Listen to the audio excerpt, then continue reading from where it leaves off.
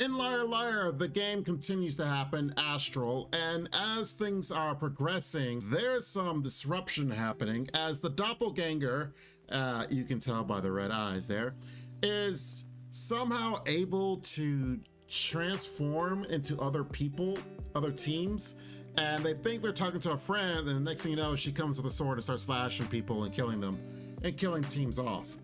But it's really weird and crazy. It's like, why? And what is the ultimate goal? Now, of course, the goal is to win, yes, but she wants to win and do that while all the other schools are actually having their events and such, that there's an overarching plan, but of course our hero has no clue what that overarching plan is. But he decides to do something weird, and by disrupting the enemy's plan, by killing himself off the game, which is one of the most perplexing things that I had to kind of rewatch this episode a little bit just to kind of have maybe an idea as far as why he decided to do that. But of course, it's one of those cliffhanger type deals to make you like, oh, tune in next week and see what is happening. So this episode itself was mainly about the battle between our hero teammates against the samurai girl with the wooden sword. And they were able to whittle her down to where she basically was by herself. Now, so she has this ability called one-shot kill. Our hero is able to figure out, hey, she can't use it, or she can't use it well without her teammates. She needs her teammates, or she needs, the teammates have some influence on it. Well, she corrects him. It's like, yes, I can't really have it at 100% with my team. So she ends up killing off what her only last teammate, just so that she has the ability to use one-shot kill at its full potential. But thanks to some deception, that didn't work out that well. But as soon as our heroes are basically about to end the fight and end the battle because of what he has done to the samurai girl, she ends up utilizing a trump card, if you will, as you can see, the electronic interference, to stop him from attacking her. But here's where the perplexing part came in. She ran away.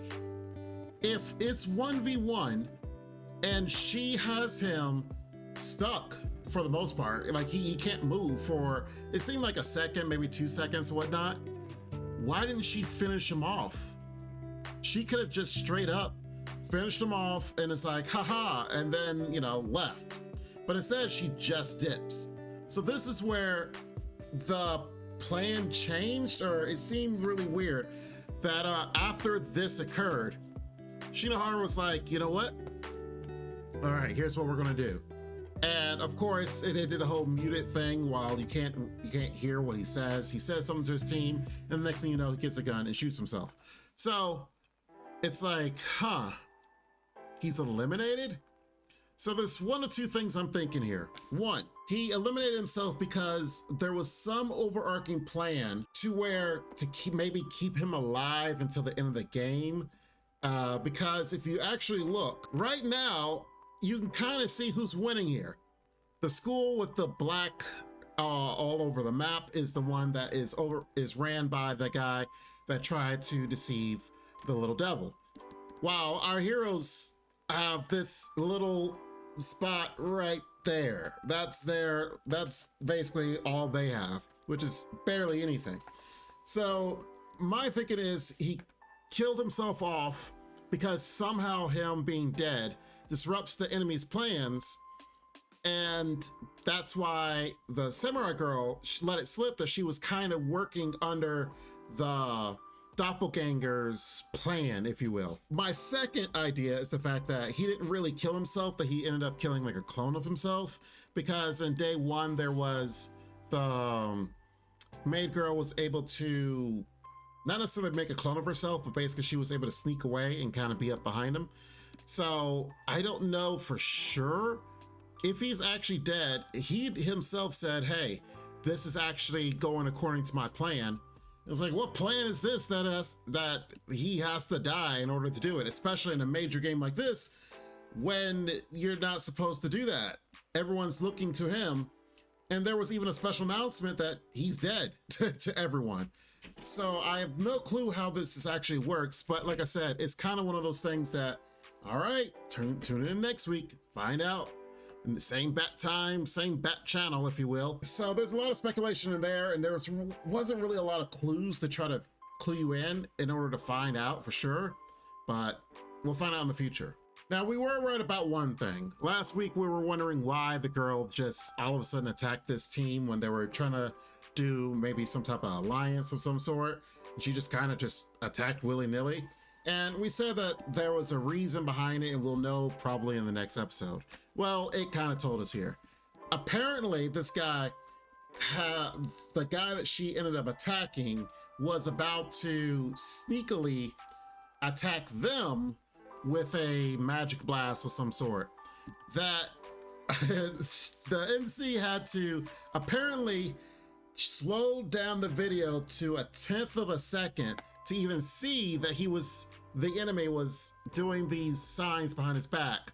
But the girl, Nanase, was able to intuition know that he was about to do something. That's why she jumped him first before apparently they were going to jump them. Kind of weird. And it's kind of perplexing. Like, it doesn't really say why. Like, what clued her in? Like, what was the determining factor? Like, she just had a feeling that she just, oh, I need to attack this guy first before they attack me. It doesn't say like she saw, maybe his arm twitch or she saw him shuffling about, nothing. So, of course, we know after the fact that he was up to no good, but like, that doesn't really tell us a lot other than she jumped the gun, but it doesn't really say like, oh, she has this innate skill.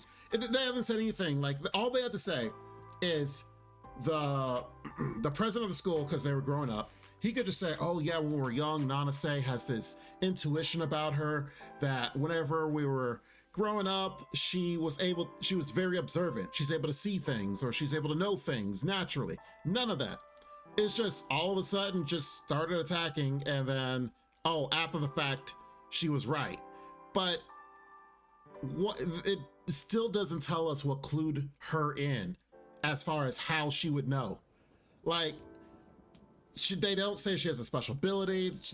It just doesn't say anything. And that's the explanation that kind of like, I'm confused about. And am I the only one here? It just kind of seemed like, well, she was right, so that's all we need to talk about that. And she goes on to say, yeah, I'm just trying to help out the squad because although the girls are smart and stuff. And it's like, cool, thank you for helping out the squad. But how did you know that even in 1/10 of a second of a frame was the only way to see him doing the actual abilities behind his back? Yeah, you were in front of him and you just willy-nilly attacked him. It just doesn't clue us in innately. That's one of my faults that I have with it.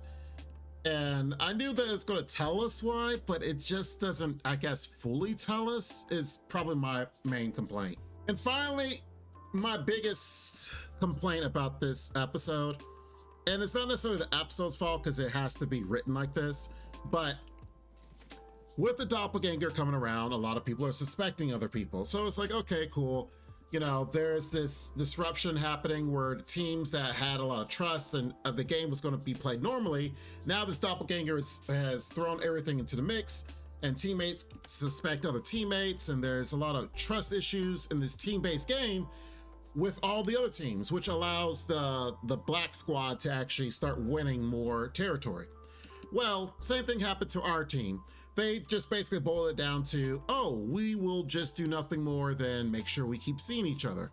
Well, two things. I even said in my own reaction, why don't you guys come up with a code word?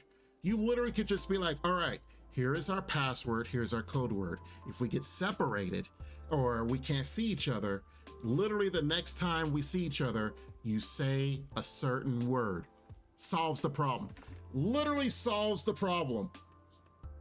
But not said in this. For a team that's supposed to be smart and puzzle solving stuff, that was the first thing I thought of.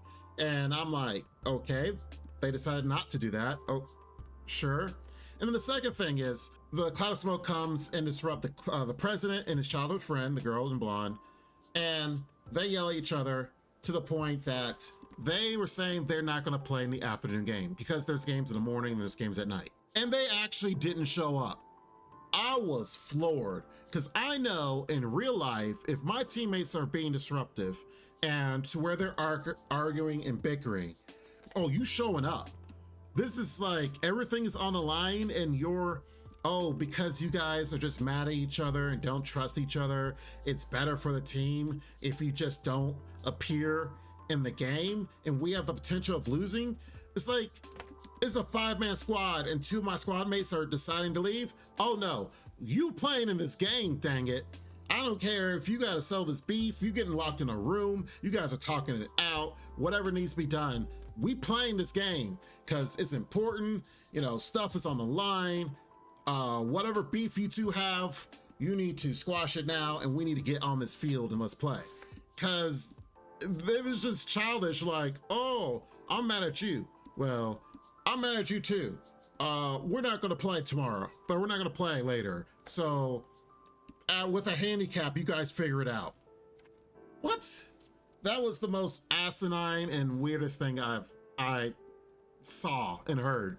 And I guess it's just a writing thing. I guess it's the best thing. I disagree with the direction that they came with because it seemed like a more convoluted occurrence. Like, yeah, of course they had to get them off the team, so it's 3v5 versus the girl with the samurai sword, and it'll look cooler if they somehow figure out a reversal to win that.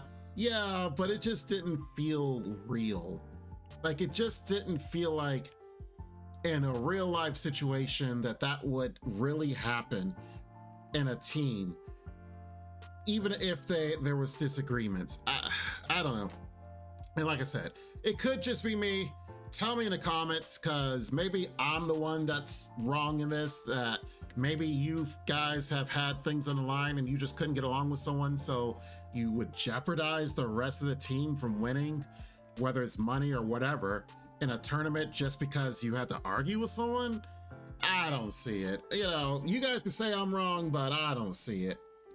Regardless, that's really about it as far as for this episode. Like I said, they keep setting stuff up for the future episodes, but it's not like there's little breadcrumbs and clues to kind of let us know, like, if you were eagle-eyed more, you would know about this.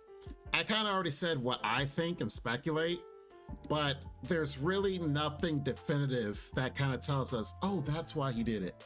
Now, it's one of those that, hey, watch next week's episode and we'll tell you the truth. We'll see what's up. And I might have sound like I'm complaining about stuff, but I'm not actually complaining about the things that's in this anime. It's more of I want to point out to be aware of, if that makes sense. Otherwise, the anime is still entertaining. It's still making me watch next week to see what in the world's happening. It's just those little things that are like, okay, I guess. And then we just move on. Regardless, tell me what you guys think. Make sure you comment down below and make sure you like the video and subscribe for more, because regardless, we will definitely continue this anime and see what is going on and what is this master plan our guy has. Until then, you guys take care, be safe, and Lord willing, I will see you next week. Bye-bye for now. Make sure to check out the extra content on our Patreon page, and thanks to our current patrons. This ain't what you want, bitch, I'm a fucking phenomenon.